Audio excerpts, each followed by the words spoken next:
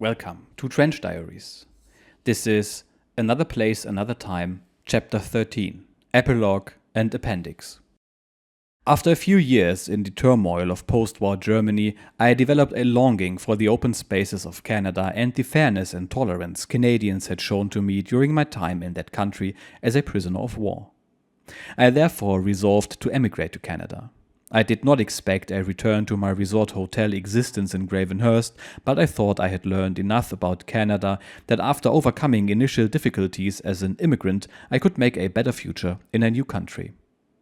North America beckoned, and I was surprised how easily Ruth agreed to this major change in our lives, and I therefore applied for an immigration visa. It took some time to be approved, but in 1952 I was able to board a ship bound for Quebec City to begin a new life, and Ruth followed me with our infant son in 1953. With the initial assistance of a member of my crew 40 and another U-boat veteran, Eberhard von Ketelhout, who had arrived 6 months earlier, I settled in Toronto. In the beginning, life was certainly not easy, but over the years I managed to build a rewarding career in the field of computer systems design. One of the first adventures Ruth and I embarked on after our arrival in Canada was to visit my old POW camp at Gravenhurst. During the trip by car from Toronto, which lasted 2 hours, we were impressed with the rustic beauty of the countryside, and I had no difficulty locating the camp, which was now the Gateway Hotel, a popular summer resort. With some apprehension, I introduced myself to the management and was gratified by the warm reception we received. They showed us the rooms I had shared with my comrades in 1945 to 1946 and were full of curiosity about the events of the past. Ruth and I were given free rein to explore the property. We visited the prisoners' beach and swimming area, and I was pleased that the trees planted by our forestry classes had grown into fine, mature specimens. With some amusement, however, I pointed out to Ruth that many of the cement foundations of the posts for the barbed wire that had kept us inside were still in existence. Despite all our initial hopes, the problems of beginning a new life in a new country put such strains on our marriage that Ruth and I went our separate ways in 1958. We remained friends, however, a relationship unaffected by my second marriage. As the years and then the decades passed, I gradually became more Canadian than German, although occasionally my past life as a Kriegsmarine officer intruded into my new life. In 1954 I learned that the Royal Canadian Navy was in need of personnel for their submarine force. Believing the RCN could not find a recruit better suited for that service than myself, I approached the naval establishment in Toronto to plead my case. To my utter astonishment, I was received with interest, and after having been subjected to a series of medical examinations and an officer selection board, was found suitable for acceptance into the RCN for a position equivalent to my old rank. Unfortunately, both for myself and the RCN, the Royal Canadian Mounted Police, at that time responsible for security matters in Canada, objected to the commissioning of a former German naval officer whose mother lived in East Germany.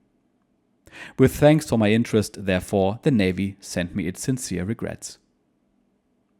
6 years later, in 1960, I talked to the German naval attaché in Ottawa, who was then actively trying to recruit former Kriegsmarine officers living in Canada to join the newly established Bundesmarine, the Federal German Navy.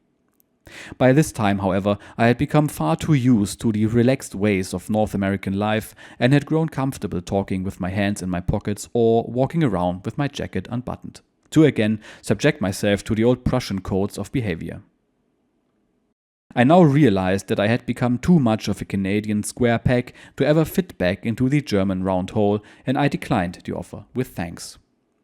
In the following year, my friend Eberhard von Ketelhout and I visited Chicago and took the opportunity of calling on the staff of the Museum of Science and Industry in the hope of getting a tour of U-505, the Type 9 boat from my old 2nd U-boats flotilla, who had been captured by the US Navy in 1944 and was now on display outside that institution. The staff arranged for us to meet 2 officers from the USS Silversides, a submarine station in Chicago, and the 4 of us had lively conversations on board both U-505 and Silversides.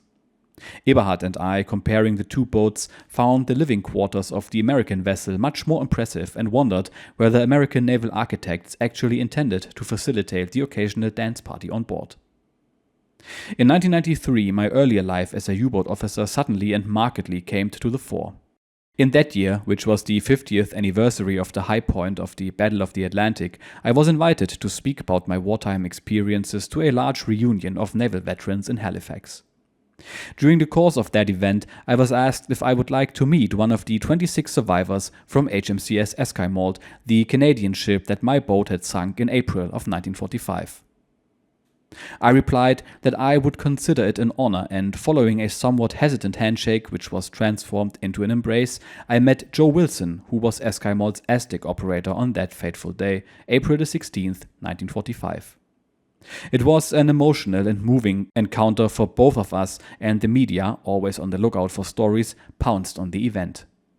A well-known Canadian radio personality who interviewed us was incredulous when he saw how well we got along with each other, but Joe Wilson explained why this was so. We just did our duty. Werner was lucky, I was not.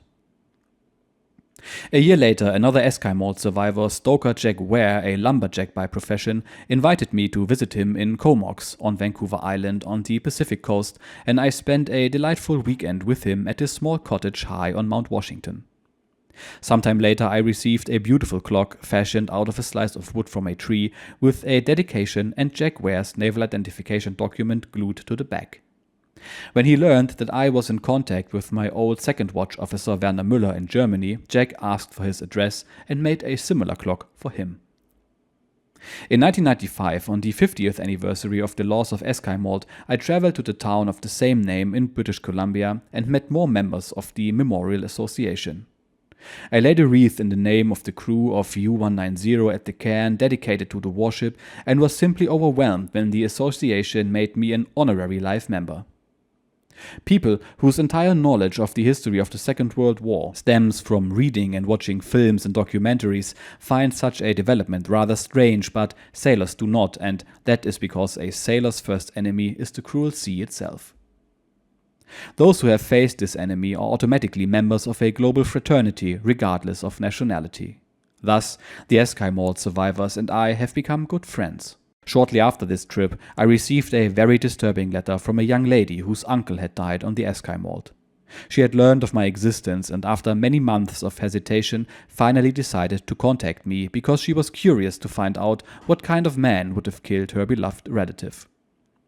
This lady mentioned that for many years anything German had been absolute anathema to her, and she felt she needed some help in finding peace of mind. I responded with a long letter of my own, expressing my hope that she would meet me, and we did so. This meeting evolved into a close friendship.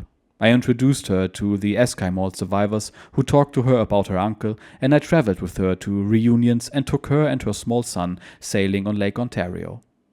Standing by her side at one of the reunions, a reporter from the Hamilton Spectator became aware of our relationship, and the next day, May 20th, 1997, that paper published an article with the headline, "Slain Sailor's Niece Stands with the Man Who Helped to Sink Her Uncle's Ship." I made my last visit to a U-boat in 1997 when the American PBS network funded a documentary about the discovery of the wreck of U-869 off the coast of New Jersey. I was invited to come to Chicago to give a stem-to-stern tour of U-505 to the producers, and thus renewed my acquaintance with the only surviving Type 9 U-boat that is close to its wartime condition. I found this visit very interesting, but not a little embarrassing, as in the intervening years I had forgotten many technical details such as which valve was which and which electrical or airline led where, things that were once as familiar to me as my own face. All these activities have led to my becoming involved in a number of marine organizations. I became a member of the Naval Officers Association of Canada, a member of the Officers' Mess of the Canadian Forces College in Toronto, and other similar groups. I've been a guest speaker at naval mess dinners and, even more pleasing to me, have made dives on submarines of the modern Canadian Navy, now known as Maritime Command, and have been accorded the status of Honorary Canadian Submariner. Sharing the occasional drink with serving naval officers gives me a comforting feeling of having returned to my beginnings, of going back to the Navy. Through all the years since the war, however, I've never lost my love of boats, wind and water, and that love is now expressed by sailing my 26-foot sloop on Lake Ontario with or without crew. For me, sailing is the best way to get away from it all, to think about the past and to recall the events that are worth recalling and perhaps some that are not. When I am out on the water, with the waves slapping against the hull and the wind singing through the sails, my youth as a U-boat officer seems very distant, and in truth it is, for it was very much another place and another time. Appendix. Life on a U-boat. Though some of the topics I write about here may be touched on elsewhere in the book, this personal postscript brings together some of my recollections about our day-to-day lives in U-boats and our morale. The crew. The crew of a submarine of the large ocean-going Type 9 C-40 of approximately 1,000 tons consisted of the Commandant or Commanding Officer, the Leitender Ingenieur or Chief Engineer, Erster Wachoffizier or First Watch Officer, Zweiter Wachoffizier or Second Watch Officer, 3 Chief Petty Officers, and about 50 Petty Officers, sailors, and stokers. Occasionally, as on the final patrol of U-190, an officer in training or a midshipman complemented the wardroom. Patrols for this type of boat lasted anywhere from 2 to 4 months, the return to base being determined by the remaining fuel and or food. The seamen were on a 3-watch system. A bridge watch consisted of one of the watch officers, a petty officer, and 2 seamen as lookouts. The 3rd watch was run by the Obersteuermann or chief helmsman, usually the most senior non-commissioned officer of the crew. The 1st watch officer was responsible for the weapon systems aboard, whereas the 2nd watch officer looked after communication systems and provisioning. In the Kriegsmarine, the chief engineer was the diving officer on the submarine and was practically in charge of operations when submerged, following only general directions from the commander. He was also responsible for the operation of all propulsion and diving machinery. The chief engineer was the undisputed master of the control room and second in seniority to the commander. 2 of the chief petty officers, the Obermaschinisten, were in charge of the diesel and electric machinery respectively. The technical personnel were divided into 2 watches with 6 hours on and 6 hours off during the night, followed by 3 4-hour watches during the day. German submarines stayed on German time and did not switch to local time. Diving a submarine. As a submarine has relatively low buoyancy, it usually drives through the waves rather than floating on top of them. In heavy weather, the bridge watches would frequently get drenched, and the hatch leading into the boat was often thrown shut to prevent a heavy sea from flooding the conning tower and the control room beneath. Buoyancy is, of course, what keeps the boat on the surface, and it has to be eliminated to enable the boat to dive. This is achieved by venting the diving tanks, allowing the air in them to be replaced by water entering the tanks through openings in the bottom. While the boat is below the surface, its weight ideally should equal the weight of the water it displaces. Only then will the boat float at a certain depth without rising or sinking. Although the sub is equipped with regulation tanks and pumps necessary to achieve this state, it will always be ever so slightly lighter or heavier than desired.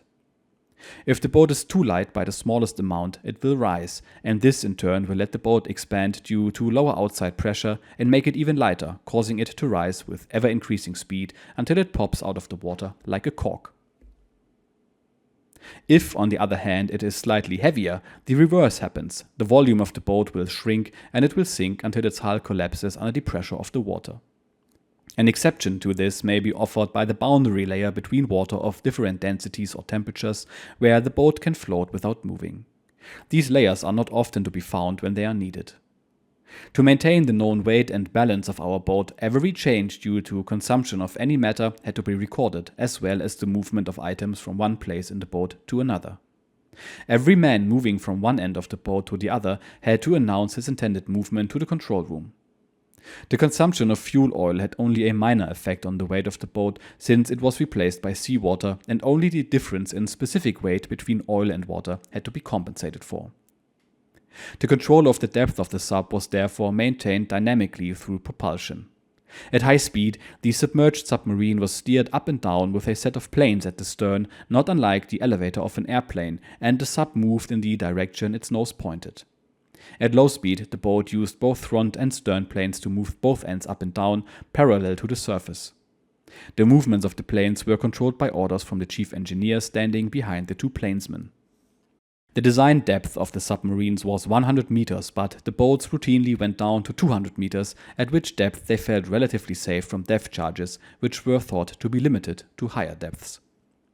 To surface the boat, it was moved dynamically up to periscope depth, and after the CO had assured himself that it was safe to surface, a short burst of compressed air into the top of the diving tanks took the boat up high enough that the CO could open the hatch leading to the bridge.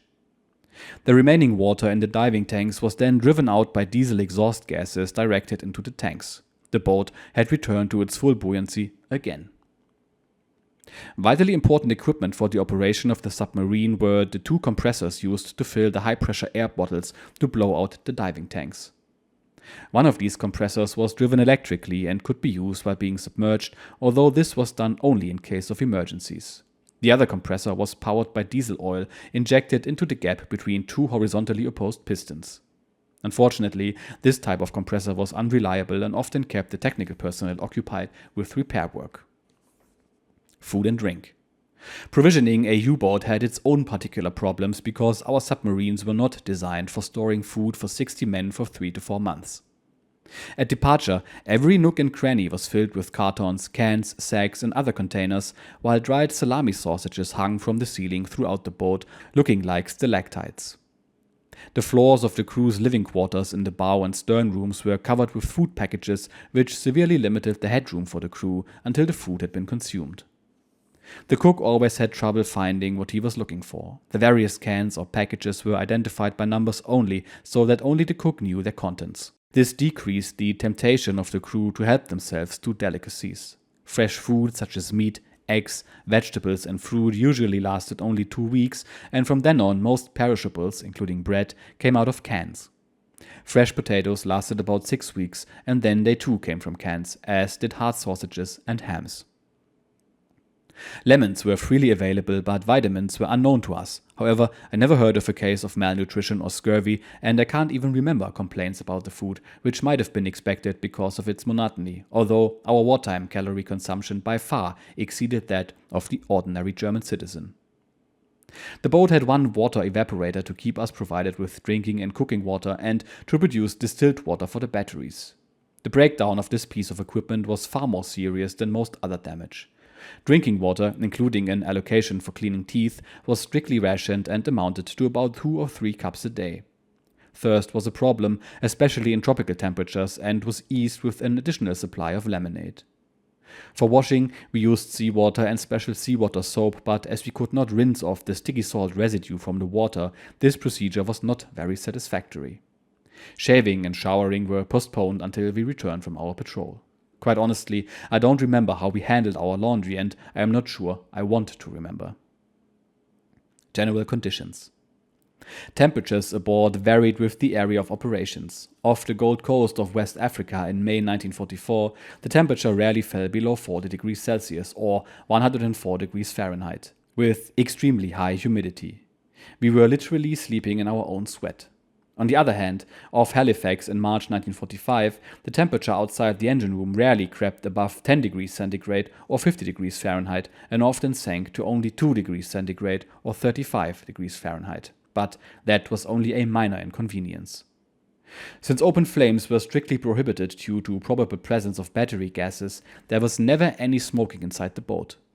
To allow only a few privileged, those assigned to bridge watches, to smoke would have been unfair, and smoking was therefore banned altogether, and it was surprisingly easy to get used to it as nobody was smoking. Daylight we saw when we departed, and the next time when we returned, except the officers who occasionally peered through the periscope. Even this we got used to without problems, but upon our return even a cloudy day had the blinding effect of the sun. On a U-boat, we did have some problems with waste. There were 2 toilets, but for half the trip only one was used since the other served as storage space for food. There was sometimes a lineup for the toilet, and the inquiry "Frage rot?" question red could often be heard throughout the boat. This referred to the red light at the door to the toilet, indicating that it was occupied. Emptying the toilet bowl with varying outside water pressures required a well-rehearsed routine, which some seemed unable to master. Occasionally, the contents of the bowl went forcefully the wrong way, a cause for much mirth among onlookers and fury on the part of the victim. Beyond a certain depth, the toilet could not be used at all as the outside pressure became too great to be overcome by the pumps. A crew of nearly 60 men could produce an awful amount of waste, and it could only be accumulated inside for a short time before it became necessary to get rid of it.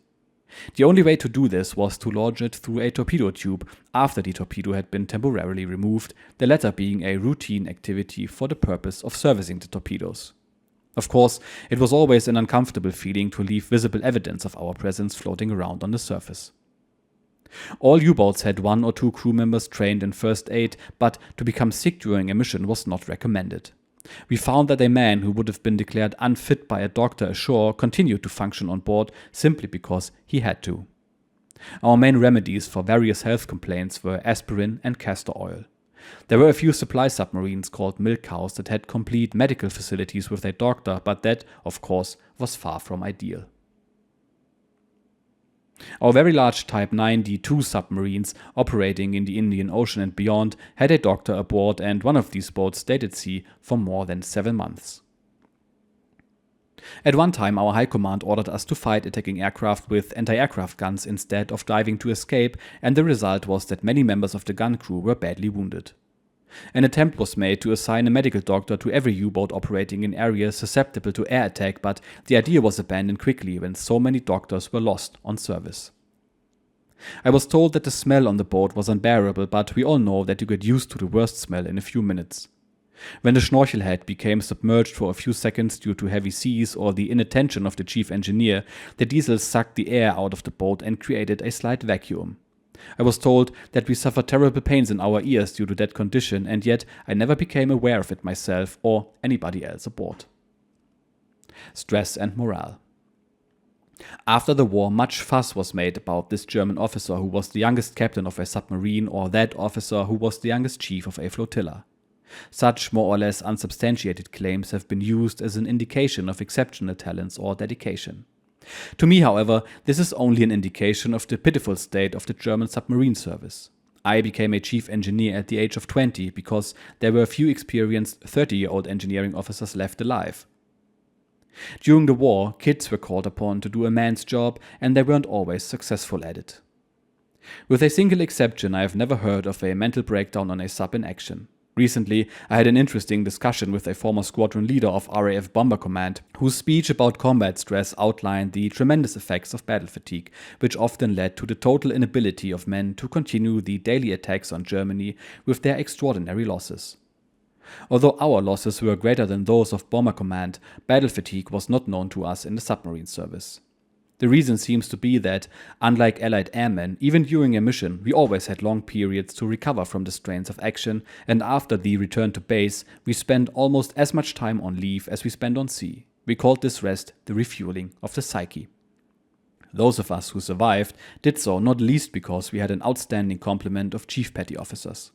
Despite constant admonitions from High Command to replenish the diminishing numbers of experienced submarine officers by sending capable chief petty officers to officer school, it rarely happened. No submarine commander in his right mind would dare lose the skill and experience of a long-serving chief petty officer if that commander wanted to survive the war. But there were a few duds among the chief petty officers, and they were sometimes the ones who were sent off to officer school. The spirit in the U-Boot-Waffe was buoyed by the knowledge that we belonged to an elite service which had its perks, and these were thoroughly enjoyed. During operational patrols we had 3 good meals a day and a warm bunk, kept so by the man who just had gone on watch. Then we came back after a long patrol. The boat was usually in need of an extensive overhaul, and so we got weeks of leave, far more than any other branch of the German armed forces. We were also better paid than the other branches, and we received favored treatment with respect to goods in short supply, alcohol, coffee, butter, silk stocking, etc., to take home to our families, wives or girlfriends. We ate better than almost anyone in Germany, and finally, after nearly every patrol, there was usually a ceremony at which medals were distributed, swelling our already sizable egos. All in all, despite the odds against us, I do not think any of us would have exchanged his existence with anyone else in the German armed forces, particularly not with an infantryman on the Eastern Front. It was true that the chances of coming back from a patrol became slim late in the war, when many U-boats did not even survive their first mission. Time and again we had to accept that one of our close friends had gone, never to return. But the shock lasted briefly, then over another drink we switched the conversation to more mundane topics. It was quite astonishing how we began to lose all sensitivity to the occurrence of death and came to regard it as a natural consequence of our choice of work. Perhaps our attitude really had nothing to do with morale, and a sign of the times was sheer fatalism. If we were fatalists, however, we did our best to enjoy today and let tomorrow take care of itself. It has been said quite truthfully that our morale never faltered, and I don't think that anxiety or uneasiness dominated our lives. At no time did I consider the possible sacrifice of my life as a valuable contribution to the welfare of the human race, and under attack I never lost fear for my life. I learned, however, to put up a good front and think we approached everything with the same nonchalance one has when one does one's job in peacetime, whatever it may be. We grumbled, we enjoyed ourselves, we complained, we laughed, and found it sometimes difficult to take the whole human comedy too seriously. The fact that we could lose our lives was only a rather unfortunate and unavoidable side effect of our joys of profession. We kept on doing our job, and to us at sea, the CO of the corvette chasing us was a colleague pursuing another aspect of the same trade as we did, and his performance was often subjected to a running critique from us. Immediately after leaving port, we looked forward, like all sailors, to returning to base, but today I find it almost beyond belief that after a few weeks at home with our families or in specially dedicated recreation centers, we became edgy, got ants in our pants, and couldn't wait for the moment of departure for the next mission. Such is the foolishness of youth. And there we are. Another place, another time is done, and we have learned Werner's story. How did you like it? Just let me know in the comments. A book report is coming later where I will provide my own insight. I know I am late with my book reports, but I have a lot of things planned and something very special is coming up soon. As for the next book, well, it's going to be something we haven't covered yet, so make sure you join me again next Saturday. Until then, thank you for watching. Cheers.